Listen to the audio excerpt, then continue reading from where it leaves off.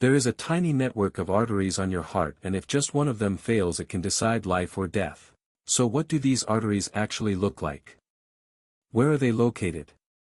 And why are they so easy to block? Let's take it apart step by step. Start with this. This is a real human heart specimen. And right away, there's something interesting. The human heart doesn't look like most animal hearts. Animal hearts are more symmetrical, almost like a smooth teardrop. But humans are upright. So gravity changes everything. One surface of your heart rests directly on the diaphragm. That's why this side looks flattened. So even its shape tells a story about how we live. Now let's talk size. Your heart is only about the size of your fist. That's it. Small organ, massive responsibility. Because this small organ never gets to rest. Not for a second. And to keep beating non-stop, it needs a constant oxygen supply. In fact, about 5 of the blood it pumps is used just to feed itself. Now race the critical part, heart muscle cannot store much oxygen. So the moment blood flow drops, the heart is immediately in trouble. Within minutes, cells begin to die. And that's exactly why a blocked coronary artery causes a heart attack so fast. So where are these arteries hiding? If you look at the heart, you might expect to see big vessels on the surface. Like what you see on the intestines. But you don't see them clearly. And that's because they're hidden under a layer. A thin, smooth membrane called the visceral pericardium. Under that membrane, inside a layer of fat, the coronary arteries are embedded. If you look very closely, you can see faint red lines. Those are the branches. Now let's remove the covering. Take away the membrane. Remove the fat. And now you can finally see the coronary arteries clearly. Notice something else: the heart surface is not smooth. It has grooves. These grooves are important. Because arteries tend to run along them. For example, this deep groove here is the anterior interventricular sulcus. And inside it runs a major branch, the anterior interventricular artery. Also known clinically as the LAD. One of the most important arteries in cardiology. A blockage here can be catastrophic. Now zooming out, we don't have dozens of main coronary arteries. We have 2. Left and right. Both originate from the root of the aorta. From there, they wrap around the heart like a ring.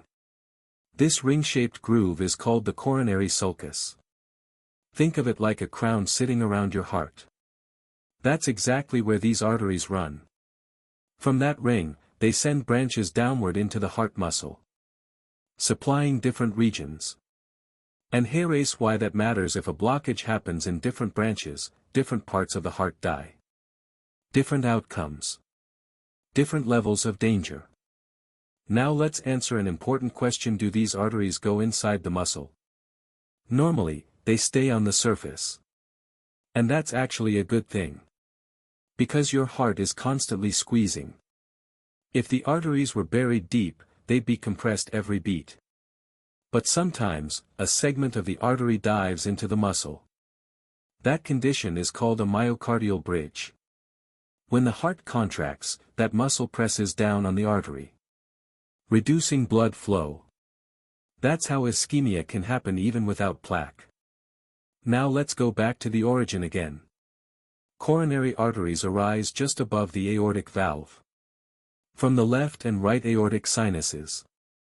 And this location is not random. It's actually brilliant design. Because whether the heart is contracting or relaxing, blood keeps entering the coronaries. Constant supply. No interruption. That's what keeps the heart alive. Now let's connect all this to real disease. If a coronary artery narrows, blood flow drops. This leads to chronic ischemia.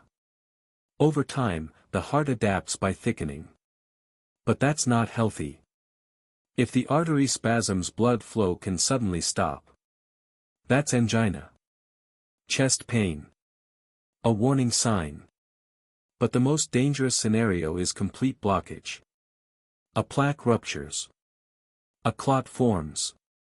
And blood flow stops completely. Downstream tissue loses oxygen instantly. Within minutes cells die. That's a heart attack. So how do we fix it? We reopen the artery. A catheter is guided through the arterial system back to the coronary artery.